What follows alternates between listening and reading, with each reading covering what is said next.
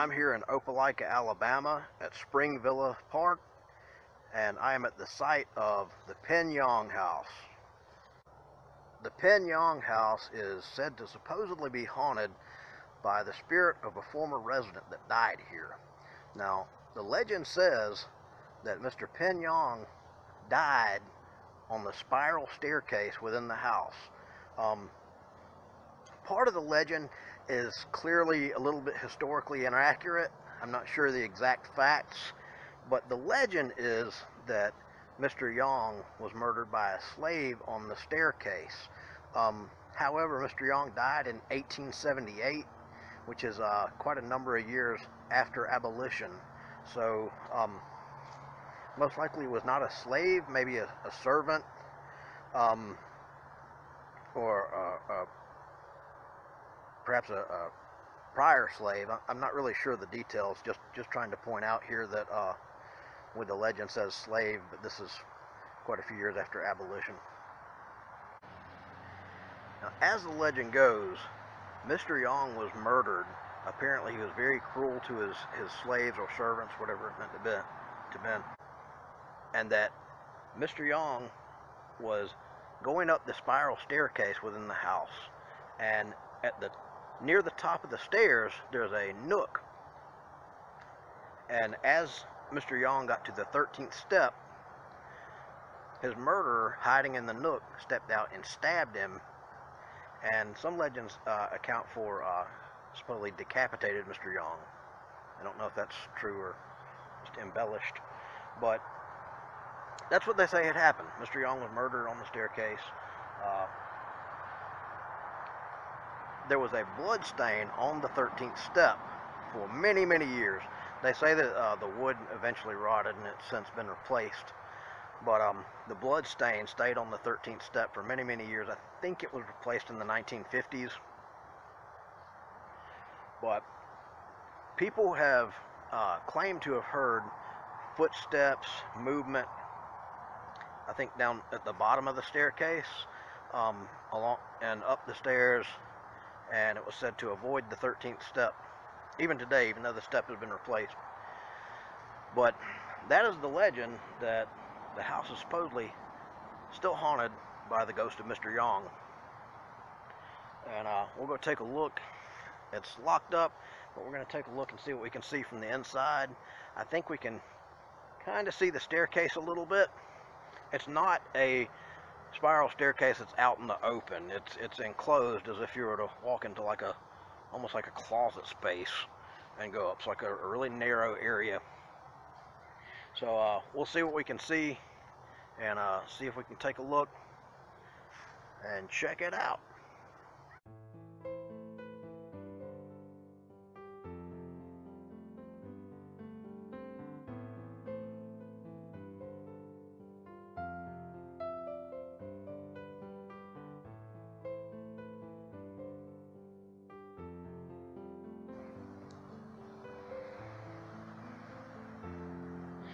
From what I've read, part of this house was destroyed by fire in the 1920s and had to be rebuilt.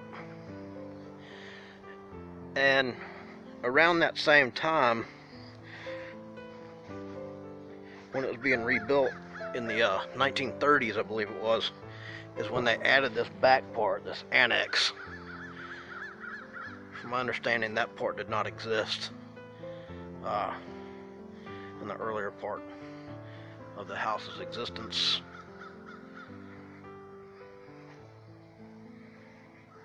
I don't know how much we can really see through the windows here.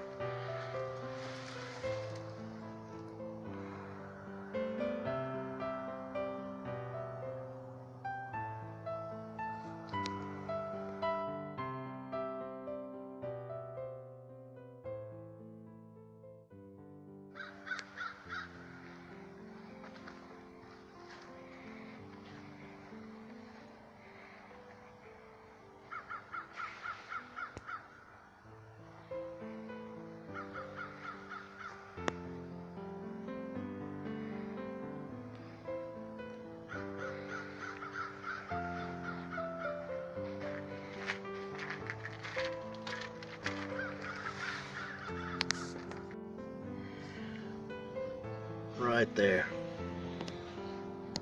Trying to cut out the glare here, looking through the window. There we go. Right there, that's the bottom of the stairs. Imagine that's where the body of Mr. Yonge fell after being stabbed higher up on the staircase. But as you can see, there's just a door here, and it's like a little closet space basically. You go in and go up the spiral staircase.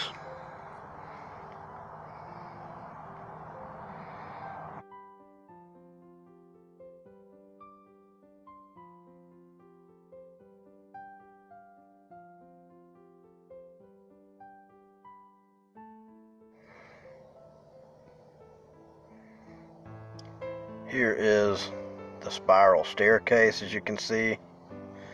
As you notice, they have a large Frankenstein monster, because I believe that they host an event here in October for Halloween. So I imagine that's what the Frankenstein monster is here for. But that is the spiral staircase.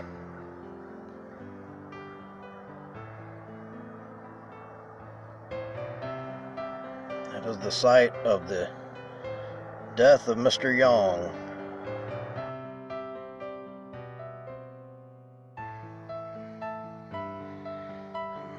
This is the annexed addition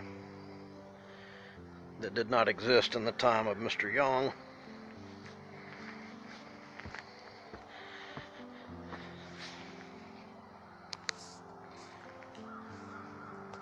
But we'll take a look and see what we can see inside this annex addition.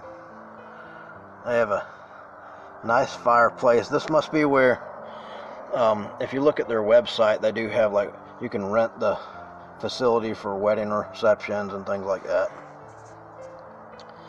From what I've read, I don't know that any supposed haunted activity occurs in the annex side. I'm not saying that it doesn't, just from the things that I've read, it seems. Now, Penn Yonge is actually buried very, very close to here. It's a really short walk right over this way, and we're about to go over there and take a look, and we will see where Mr. Yonge is buried along next to his son, and check it out.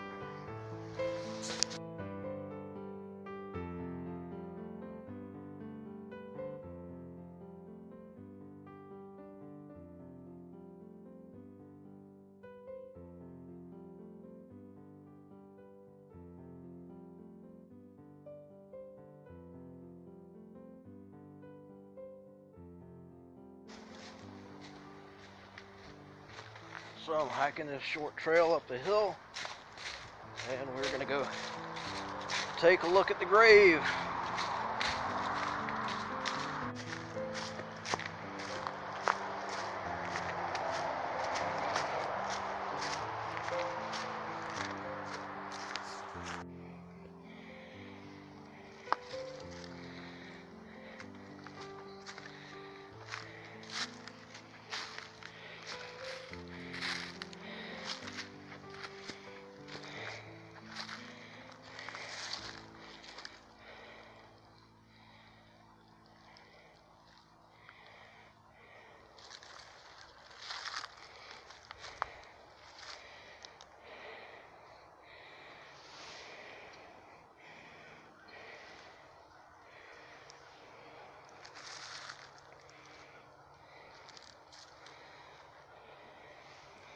I am not stepping on the grave.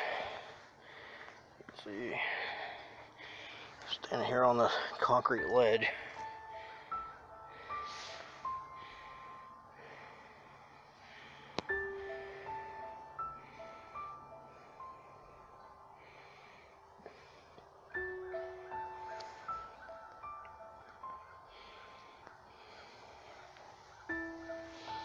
That's him right under us.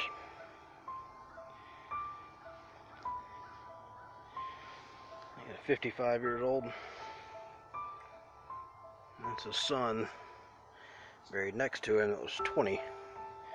Don't know what happened to him. I don't. I could look it up. I don't know if it's on there, but I didn't see anything when I was doing my reading about the story. I didn't see anything about what happened to his son. Well, guys, I guess that's gonna pretty much wrap it up for me. I haven't been super familiar with this story. I'm not from around here.